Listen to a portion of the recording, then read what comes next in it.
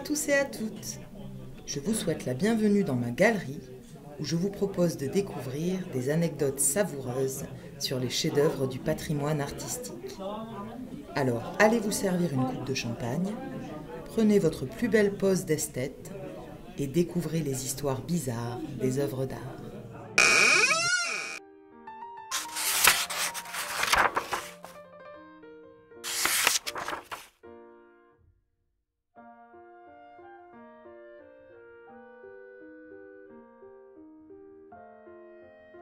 Chef-d'œuvre de la peinture baroque espagnole, Vénus à son miroir est une toile de Diego Velázquez qui représente la déesse de l'amour et de la beauté, alanguie devant son reflet. Seul nu féminin du célèbre peintre à nous être parvenu, adulé par les impressionnistes, le tableau va pourtant être vandalisé par une organisation féministe au début du XXe siècle. Le 10 mars 1914, l'incarnation de la beauté est violemment attaquée au hachoir.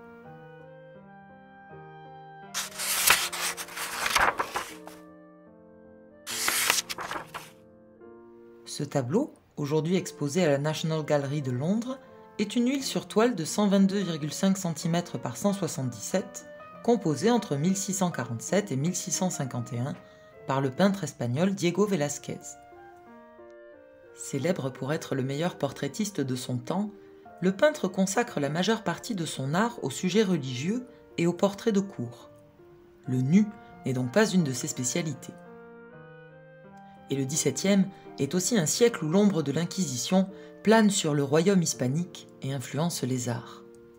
De tels tableaux, représentant une nudité réaliste et sensuelle, étaient donc extrêmement rares dans le siècle d'or de la peinture espagnole. Longtemps resté dans le secret des collections royales, l'art de Diego Velázquez est redécouvert au XIXe siècle lors de l'ouverture au public en 1819 du musée du Prado à Madrid. En France, la subversive Vénus à son miroir est alors une révélation pour les impressionnistes et des artistes tels que Manet, qui vont se passionner pour le génie pictural de Velázquez, lui octroyant le titre de peintre des peintres. Au premier plan, le peintre figure une femme nue de dos, c'est Vénus, allongée lascivement sur un lit où se superposent deux draps. Mais c'est principalement grâce à la présence de son fils, Cupidon, que la déesse peut être identifiée, car elle est peinte sans les symboles usuels de sa représentation mythologique.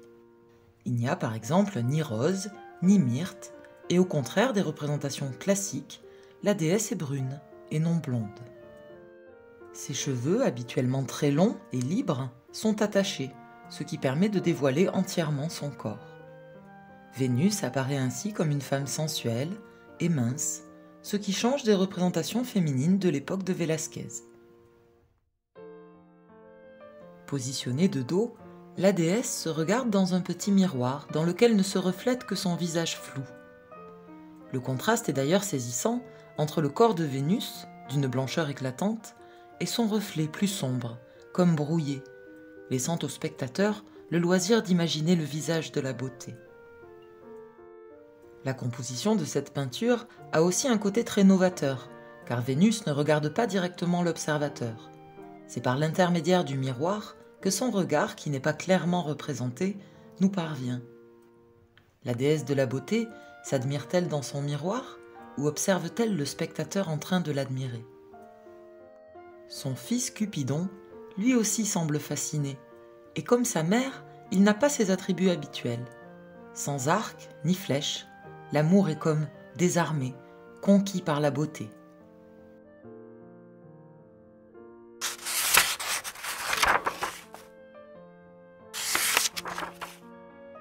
La Vénus à son miroir fut donc un des rares nus à orner les murs des courtisans du royaume d'Espagne, jusqu'en 1813, où il fut acheté par John Morritt, un gentleman britannique vivant au Rokeby Park, dans le Yorkshire, ce qui explique l'origine du surnom que donnent les Anglais à cette œuvre, The Rokeby Venus.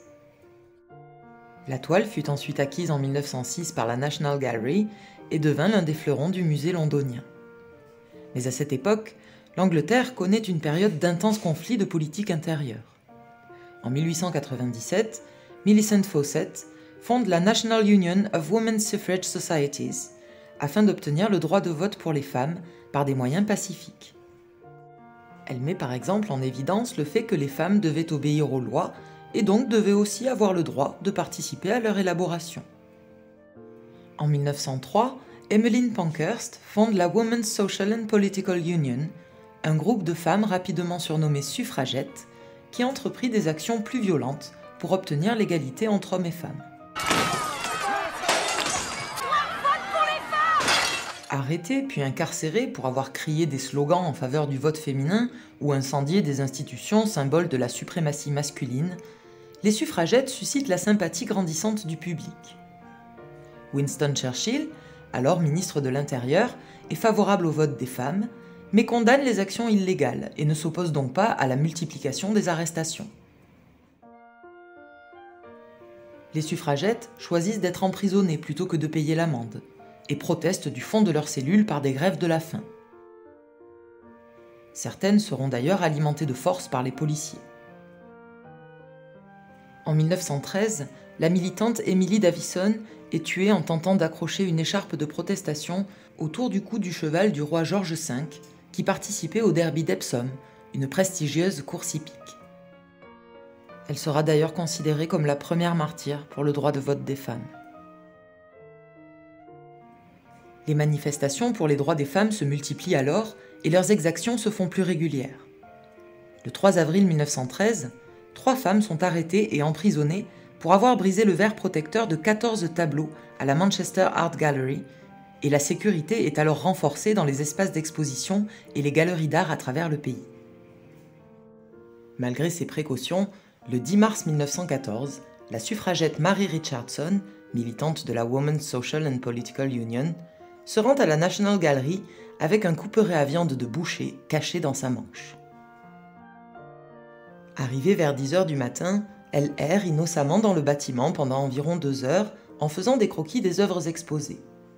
2 détectives et un préposé à la galerie gardent la Vénus, alors l'un des tableaux les plus célèbres de Grande-Bretagne. Vers midi, l'un des détectives part déjeuner. L'autre s'assoit et ouvre un journal qui lui cache le tableau. Mary Richardson saisit alors sa chance et attaque violemment la toile de Diego Velázquez.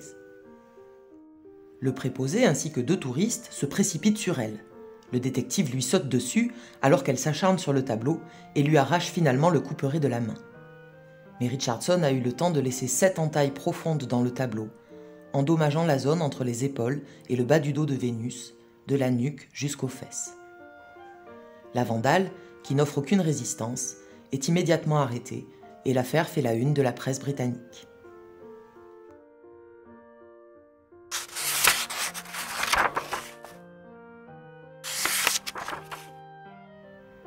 Suite au vandalisme de Mary Richardson, la National Gallery ferme ses portes pendant 2 semaines et les dégâts sur la Vénus seront réparés avec succès par Helmut Röhmann, le chef restaurateur du musée.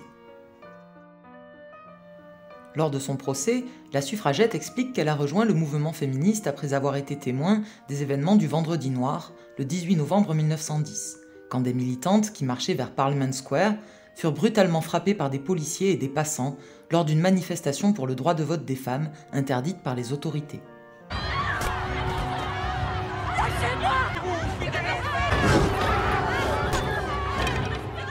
À l'époque de son crime, Mary a déjà été arrêtée 9 fois et a purgé plusieurs peines à la prison de Holloway pour avoir agressé la police, brisé des vitres et incendié des bâtiments publics. Elle est condamnée à 6 mois de prison, le maximum prévu pour la destruction d'une œuvre d'art. Dans une déclaration au Women's Social and Political Union, peu après son procès, elle explique que son action a été déclenchée par l'arrestation la veille, le 9 mars 1914, de la fondatrice du WSPU, Emmeline Pankhurst. J'ai essayé de détruire l'image de la plus belle femme de la mythologie pour protester contre le gouvernement qui détruit Madame Pankhurst, qui est le plus beau personnage de l'histoire moderne. D'ailleurs, lors de son arrestation, des témoins du crime précisèrent que la jeune femme clamait « Je suis une suffragette, on peut remplacer des tableaux, mais pas des humains, et ils sont en train de tuer Madame Pankhurst. » Elle précisa aussi dans une interview de 1952 qu'elle n'aimait pas la façon dont les visiteurs masculins regardaient la peinture bouche bée toute la journée. Ainsi, la suffragette entendait-elle contribuer à la lutte pour l'égalité des sexes. Déjà célèbre depuis sa redécouverte au XIXe siècle, l'attaque au hachoir du sol nu de Diego Velázquez fera de ce chef-d'œuvre de la peinture espagnole une véritable star de la National Gallery. La force du geste de la suffragette Mary Richardson au début du XXe siècle fait encore vibrer les visiteurs de la Vénus à son miroir, qui se penchent avidement sur la toile pour chercher des yeux les traces de la lame de Slasher Mary, ou Marie la balafreuse, sur le dos de l'incarnation de la beauté féminine.